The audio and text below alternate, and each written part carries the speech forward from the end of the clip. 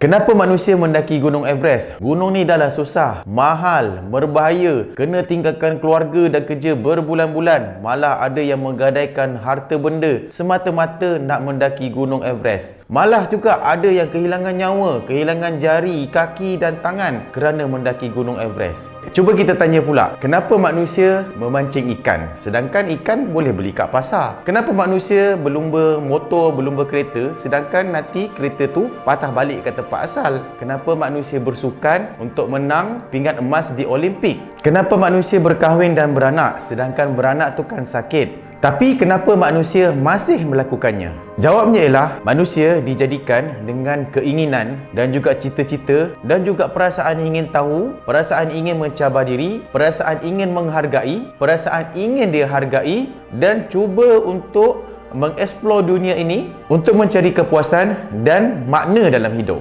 Kerana itulah manusia melakukan pelbagai aktiviti termasuk mengumpul stamp, menanam bunga ataupun nak terbang ke bulan. Kerana itulah juga manusia mendaki Gunung Everest untuk memenuhi cita-cita dan juga perasaan dan naluri semula jadi yang ada dalam diri manusia. Ramai yang sanggup mencabar diri, menghabiskan harta benda semata-mata untuk memenuhi kehendak naluri manusia itu sendiri. Tapi apa faedahnya? Apakah faedah orang mendaki Gunung Everest? So, kita lupakan apakah faedah untuk manusia itu sendiri. Cuba kita bincangkan apakah faedah mendaki Gunung Everest untuk orang lain.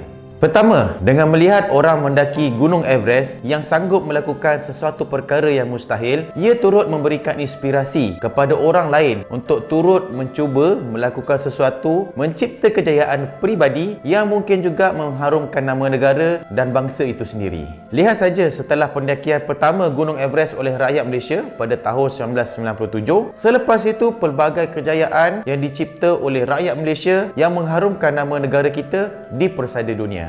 Kedua, ia juga menunjukkan bangsa itu mempunyai kehebatan dalam pelbagai bidang, keazaman yang tinggi, jati diri yang tinggi, keyakinan dan kesungguhan dalam melakukan pelbagai perkara dalam pelbagai bidang.